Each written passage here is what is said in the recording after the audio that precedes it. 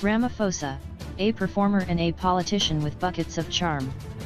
He has a performer's awareness of the room, but a politician's understanding of the moment.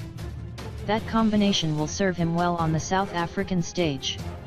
President Cyril Ramaphosa has had to tread a fine line in moving from the role of a negotiator to that of South Africa's new head of state. The man who helped the country navigate a peaceful transition from apartheid to inclusive democracy now has to appear presidential, as Americans like to call it.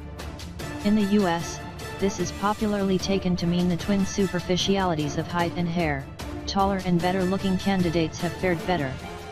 But in a country like South Africa, the demands are far more diverse as well as culturally specific. So what makes a successful presidential performance in South Africa? I would argue that, just as performance is not limited to action on a stage, performance theory can help us critique more than simply an actor's work. If they're successful, politicians are consummate performers, and politics is often by turns a circus, a tragedy, and a spectacle. That one sees the script behind the actor's lines, the direction strategy behind the staging is no bad thing. Rather, in all things, we should judge Ramaphosa on his delivery. Within this framework, we can see that South Africa's past presidents have performed different styles of leadership with varying degrees of success. The late Nelson Mandela was known for his shuffling dancing as much as for his leadership qualities. Stiffly cerebral Thabo Mbeki was out in the cold, no matter how intellectual his rhetoric and policy, and Jacob Zuma was known for his trademark song, laugh and dance moves, despite his manifest lack of other leadership qualities.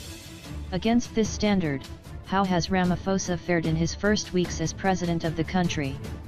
The man has easy charm, buckets of it. He's also shrewd. He has a performer's awareness of the room, but a politician's understanding of the moment. That combination will serve him well on the South African stage. Case in point. Look at his very first parliamentary addresses. In both his initial speech after inauguration and the formal State of the Nation address, Ramaphosa broke from the script. He grinned. He laughed. Not a Zuma hee, but a hearty, good-natured chuckle. At once disarming, but also open to misinterpretation. A leader's laugh is a high-stakes game. Yet, under the easy style, there were plenty of hard strategies. Ramaphosa began his first address with a casual but pointed observation about his relationship with Chief Justice Mogoeng. He laughingly suggested the latter's position could well have been his, if not for his distaste for the onerous robing demands. This reference, though framed as a joke, had two serious purposes.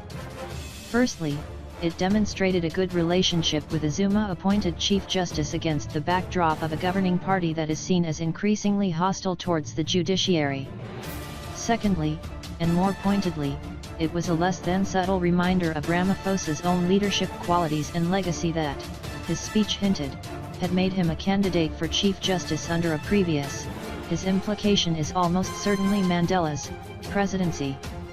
The same address, outwardly collegial, often punctuated with disarming grins, saw Ramaphosa respond individually to each opposition leader's public comments, in nearly every case reminding them of their joint history, whether in shared university days or activist deployment. In both content and delivery, then, Ramaphosa pointedly delivered a mandate for respect forged from deeply intertwined political histories. Whether drawing on historical bonds or performing current alliance, Ramaphosa has employed time and tradition to work for him in these first days of office. Optics. Ramaphosa is also sensitive to optics. There are simply no coincidences in his presidential performance. It has proven an extremely carefully staged affair. After a photograph of him posing with 5 white women in quick dry liquor on the Sea Point Promenade at dawn the day after Zuma's resignation went viral, his team was quick to fashion an organized event in a less affluent suburb, a Gugulathu to Athlone 5 km walk at 5:30 am, power walking with the president. A man of the people who quite literally walks among us is being crafted step by careful step. When it comes to style, his diamond pattern red tie debut in Parliament at his inauguration clearly gestured to Zuma's own blood red tie in his Valentine's Day resignation speech. In his dark purple State of the Nation tie the following evening, Ramaphosa perfectly matched the color palette of the Speaker of the House, Balcom Bit, who walked him inside. This sartorial performance meticulously played out a symbolic message: harmonious continuity in the ANC and power alliance above all. Whether drawing on historical bonds or performing current alliance, Ramaphosa has employed time and tradition to work for him in these first days of office. Delivery. February 2018 has seen a political performance that pulled audiences both backwards and forwards through South African timelines. Through their invocations of history's symbolism, Ramaphosa and the ANC have understandably played to almost all time periods except the precarious present. Opposition leaders who seek to meet them on those grounds may well find themselves outplayed. Rather, they would do well to resolutely bring attention to the slippages of the past month, the incongruencies and sacrifices demanded of the present transition. One such slippage was manifestly on display at the announcement of the cabinet reshuffle on Tuesday night.